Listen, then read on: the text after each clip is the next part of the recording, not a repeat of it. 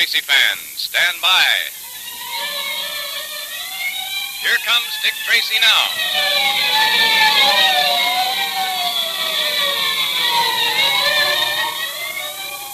This electrically transcribed series of thrilling Dick Tracy detective adventures is brought to you by Quaker Puffed Wheat and Quaker Puffed Rice, those specially delicious, nourishing cereals that give you trigger-fast food energy because they're shot from guns.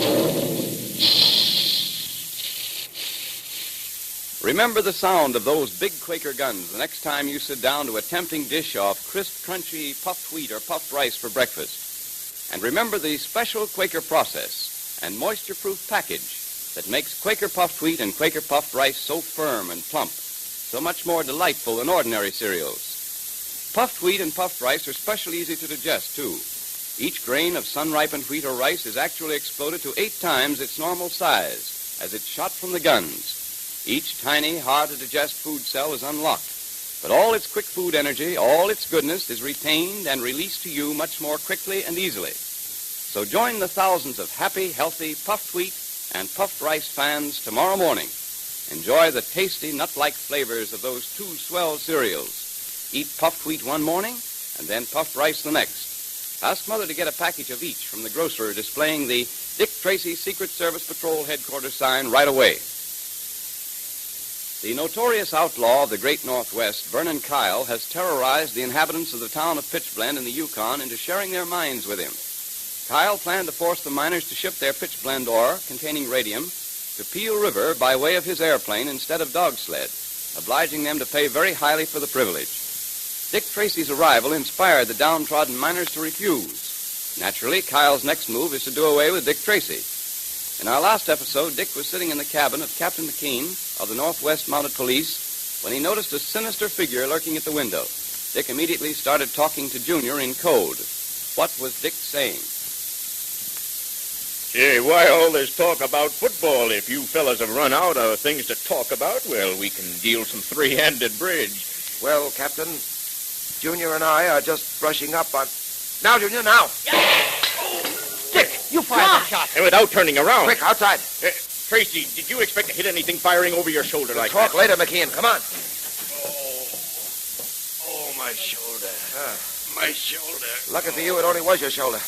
The next time you try to shoot someone through a window, my friend, don't make the mistake of letting your target see you first. Tracy, I don't get all this. Who is this man? McKean, our wounded friend here was sent by Vernon Kyle with instructions to kill me, which he tried to do by shooting at me through the window. Fortunately, I caught a glimpse of him in the mirror over the mantelpiece. Yeah, and it's a good thing I ducked when I did, too. I'll say it was. Dick, that was some shooting. Well, it was a long chance, Pat. Fortunately, it worked. Well, my friend, what have you got to say for yourself? I wasn't going to shoot you. I swear I wasn't. Oh, no, of course not. You were carrying this rifle and pointing it at me through the window in a spirit of good, clean fun. Well, what are you going to do with this fella, Dick? I think we better lock him up. McKean, after you see that he gets first aid.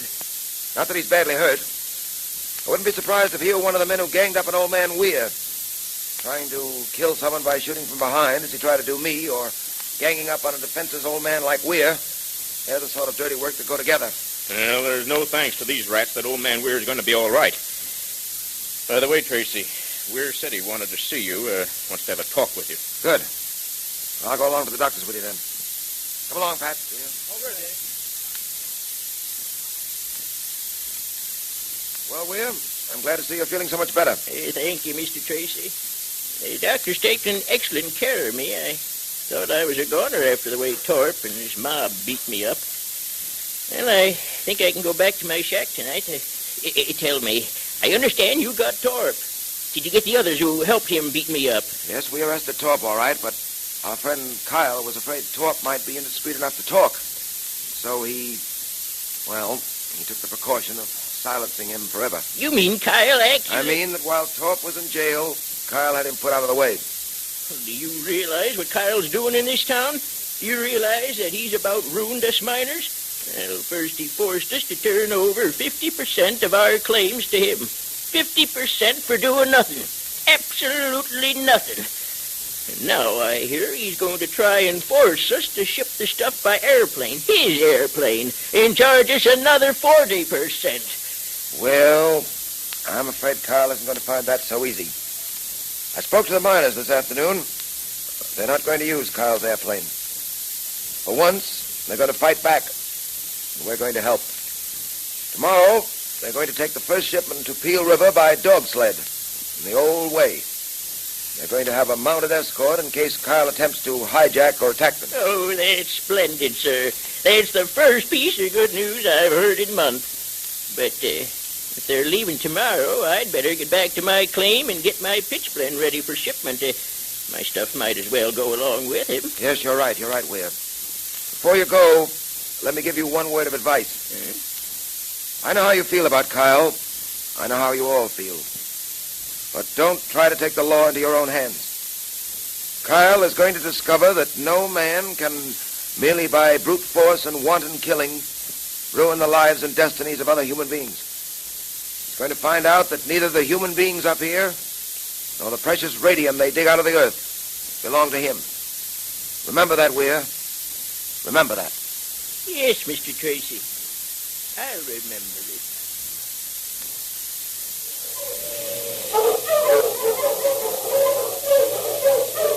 Well, Tracy, the dog sleds are about ready to start for Peel River. Still feel you want to send Patton along with them? Yes, I do. We've agreed, haven't we, McKean, that Vernon Kyle will make some sort of attempt at stopping these dog sleds before they get to Peel River? Well, there's hardly any doubt of that. But I'm sending along a mounted escort, headed by Remington. Yes, I know. But you don't object to Patton going along, too, do you? No, certainly not. You see, he'll be my personal representative on the trip, since I made certain promises to the miners. I understand perfectly, Tracy. You don't have to explain. Well, Dick, looks as if we're about ready to start. Yes, Pat. Another few moments at the most. Gee, Dick, can't I go along, too? Boy, I'd give anything to ride all the way to Peel River in one of those dog sleds. I know you would, Junior. But I'm afraid this trip isn't going to be a pleasure jaunt. There may be trouble. I'd rather you stayed here with me. Well, all right, Dick. Anything you say. Tracy, look. There's Vernon Kyle. He's coming over toward us now. Yeah, I see him. It'll be an interesting interview. Very interesting indeed. Well, if he starts anything, I'm going to let him have it right from the ground. Oh, easy, Pat. Let me handle it. Well, if it isn't the famous Mr. Tracy, huh? What are you doing, giving the miners your blessing before you send them out into the great beyond? Kyle, to put it bluntly, and that's the only way I'll put it to you, you're not welcome here. Oh, I'm not welcome, Tracy. I'm welcome everywhere. I run this town, and every place I go, I'm welcome. I think you've just about worn your welcome thin, Kyle. Is that so? Well, let me tell you something, Tracy. Hold on. You can say your piece without poking me in the chest with that riding whip of yours. Now, get this, Tracy. Whether you like it or not, I run this town and the people in it. In the first place, I don't like it. In the second place, you're not running this town any longer. Now, listen, those miners may think they're saving money by shipping their stuff through to Peel River by dog sled, but they're not. They're going to find it's a lot more expensive. Your anxiety to save money for them is very touching. I don't like your tone, Tracy. In fact, there's a lot I don't like about you. That goes for you, too, Patton. Don't tap my arm with that riding whip again, Kyle. Oh, you mean like this? Why not, Patton? Oh, that's why, Kyle. Pat. Oh, I'm sorry, Dick. I know you asked me not to, but I just had to get one poke at that guy. I've got to admit it was a pleasure. So it was a pleasure, was it, Patton? Yeah. Well, you'll be sorry for this. On your way, you drugstore cowboy. I think your business with us is over, don't you, Kyle? We'll be meeting again. That goes for you, too, Patton. I'm going. But before I go, you better take a tip from me. Get those miners to change their minds. Tell them to ship their stuff out by plane. My plane, Tracy. Because if they don't... Yeah, if they don't? I'll be seeing you around, Tracy. I'll be seeing you around. I should have hit him again just to make sure. Take it easy, Pat. Sorry you hit him the first time. But after what he... You shouldn't have lost your head, Pat. Nothing was gained by that. To relieve my feelings. Well, as a policeman, you're supposed to keep your feelings under control. Remember that. Well, okay, Dick. I'm sorry. Mr. Tracy, the dog teams are all ready to start. All right. Now listen to me, you men. You're going to take these sleds through the Peel River. Don't let anything stop you. You know as well as I do that there'll be an attempt to stop you. But you've got to prove to yourselves that you can do it. That you have the right to transport your pitchblend any way you want to. And that means without the help of Vernon Kyle and his airplane. Get going now, and good luck to you. Come on, Dick. I'll see you in a few days. Take care of yourself, lad. Keep an eye on those dog sleds for me. Don't worry. We'll be all right. So long, Junior. So long, McKean.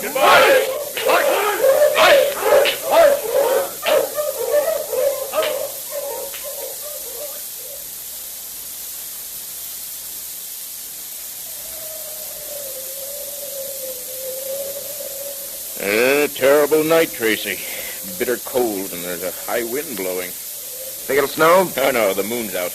Big frosty moon at that. You can see it right over the brow of that hill over there. No, I was just thinking of those dog sleds and those men out there in this biting wind. Yes, I know. Well, they'll be all right, I'm sure. Well, Tracy, I must admit that since you've come up here, things have changed.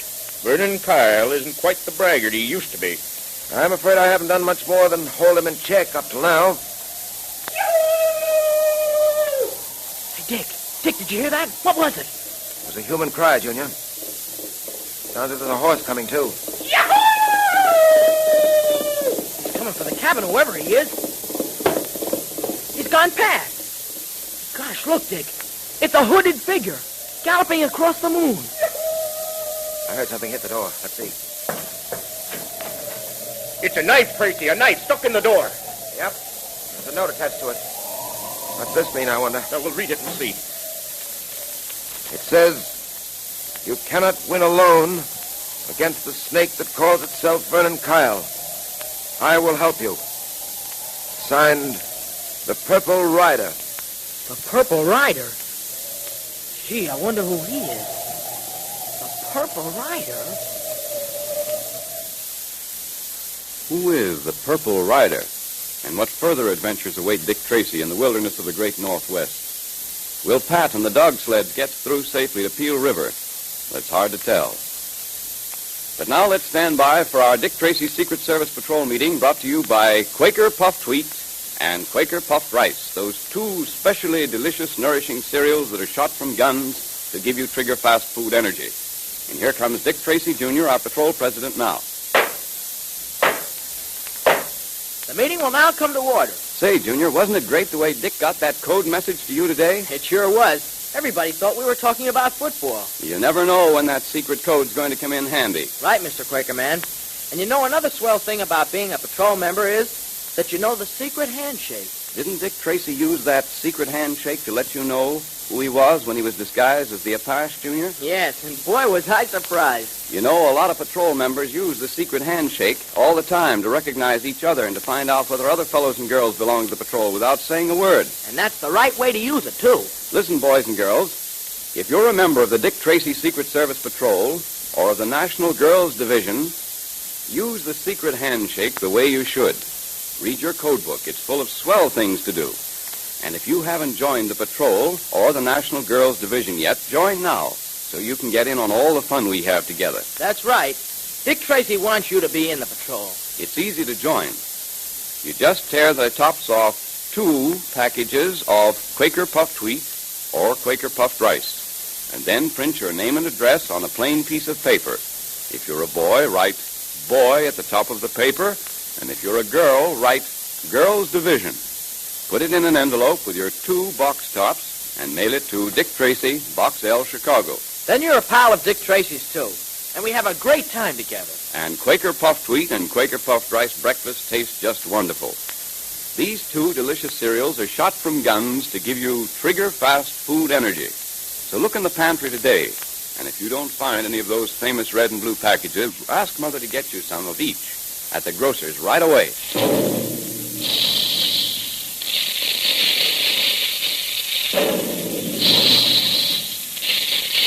Calling all adventure fans, calling all Dick Tracy fans. Stand by for another exciting, electrically transcribed Dick Tracy adventure tomorrow at this same time.